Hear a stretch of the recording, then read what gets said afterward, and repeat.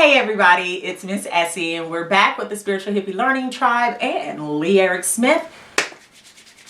Have another surprise topic for him today.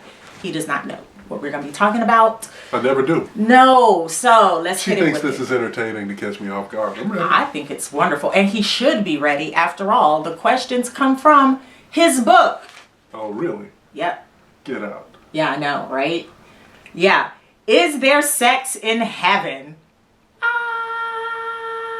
That's right. Okay, so this is like one of those icebreakers. And other hard questions for the man upstairs. When did you write this? How many years ago? Wow. 1999. That's the wrong year for that song. Sound of the funky drum. No. It was 1989. And It says 99. 1999. Yeah. Anyway, a book of questions. I had run across one of these books of questions deals that just kind of... See, they trying to stop you from going into the long story. We just gonna get straight up in the questions. You see how God snatched that right out his throat? All right, let's get to it. I just turned the page open and boop, question number 63. If God is that much more powerful than Satan, why doesn't he just finish him off and be done with it? I got an answer. What's yours? Oh, damn. I don't think Satan bothers God. Honestly, I'm not into the whole Satan theory. The Bible, the original Bible, doesn't even mention having a devil. That was a later addition. So I don't prescribe to that. On the spiritual hippie side, it's more about energy and the energy you put out and what you get back. And if I put out black energy, evil energy, then that's what is going to come back. That is your hell. That is your Satan. So I don't know. This don't pertain to me. Well, my thoughts on that, and again, this was much earlier in my spiritual journey that this project came out. And I was just in a place, I think, where I was challenging conventional thought about a lot of things. And in this case, I think the reason why God doesn't just, quote, take Satan out and be done with it is because Satan serves a purpose. The adversary, whatever you want to call it. Satan, the devil, the adversary. It's the juxtaposition. How can you have good if you don't have not good? Well, it's not even, I don't think, necessarily about good and evil, because good and evil is, the very ideas of good and evil are subjective themselves. Mm-hmm. You know, what one person considers good, another person can consider evil, and vice versa. But what I think it is about is we come to the human body. So, okay, we all come from Source, from God. And we come to the human body into an existence where there is a this and there is a that. There is an up and there is a down. There's a life and a death. And there's... human conditioning. Right. There's good and evil. And so the adversary is there to push us, to challenge us. That's just a concept. So evil and therefore Satan is just a concept. It's a mental construct. Right. Yeah. We created it. Oh, and okay. Yeah. We created it. Yeah. So if but that doesn't mean it's not real. It's real to you if you created it. It's not real to somebody who did not create it. Like, if it's not created in my reality. Right. Your Satan can't bother me. Back up, Beelzebub. Mm-mm. But, well, I would say that's not entirely true. Because if there are enough ideas are creative, and if you are in an environment where there are enough people to create a critical mass of that belief, then your presence in that group can have a very serious impact on on how you live. So your not believing in someone else's Satan doesn't mean that it's not real or won't have real world implications for you. Chime in on this, y'all. Let us know what you think below. But if I don't hurry up, we're not going to get no more questions in. So here's the next one. Boom, where'd my finger land? On 22, did the Virgin...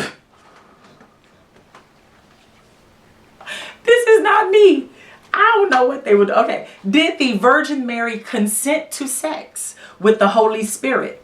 If not, does that mean she was raped?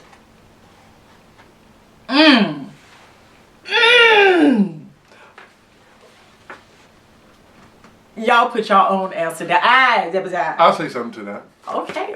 Or you could just say something to it. And again, so part of the purpose of this book at the time, I think, was to stimulate thought and stimulate introspection. When that question came out, I didn't have a specific thought on it. I think probably the most accurate thing to say or remind us all is that none of us were there at the Immaculate Conception. Mm-hmm. I wasn't there. You weren't there, right? Mm-hmm. We don't know what happened between the Holy Spirit and the Virgin Mary. Well, I didn't pass judgment. I'm just saying. Okay. So I'm not saying she was raped. I'm not saying she wasn't. I'm just saying it's worth thinking about. Okay. Next question. Ooh, okay. It went straight to number 2. What makes an apple less sinful today than it was when Adam and Eve ate them? Oh, okay. Now I do got some on that one. It was never about the apple. It wasn't the fruit.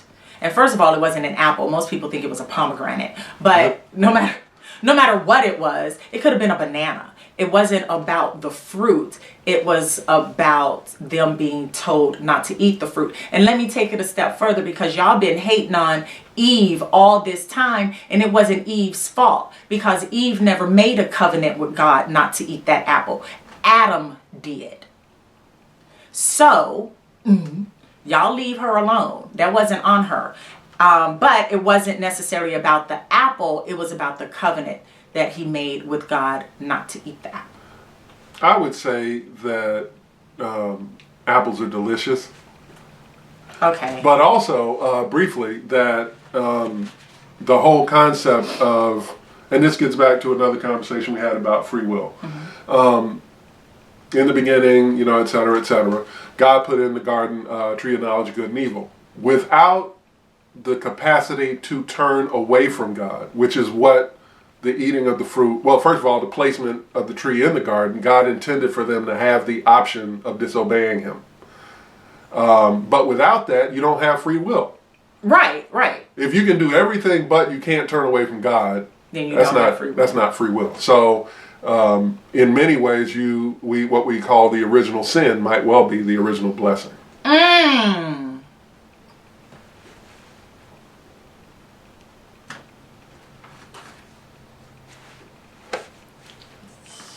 Yes. Okay. Last question. 55. Is God really all powerful, or is he just more powerful than we can comprehend? Is there a difference? I want to add something to this. Okay. Is God powerful because we give him the power? It's not recorded. Yes, it is. Yes, it is. Hurry up, answer the question before it goes on. Yes, God. Yes. God really is all powerful? Well, yeah. Okay, then. And there we have it. So before our camera cuts off, we're just going to say bye and check y'all in the comments. Please send us leave your comments below, and we will have quite a lively discussion. Also, join us at the Spiritual Hippie Learning Tribe on Facebook, and we'll see you there. Oh, and I'll leave you instructions below on how you can get a copy of one of these books. Actually, I'll probably put some instructions right here. Okay, so check us out, Spiritual Hippie Learning Tribe. Thank you so much. Love you as always. Peace, love, and light. See you soon. Bye, guys. And ladies. And binaural, non-conforming, genderless. What I'm saying is everybody is welcome, and thank you. And I'll see you next time.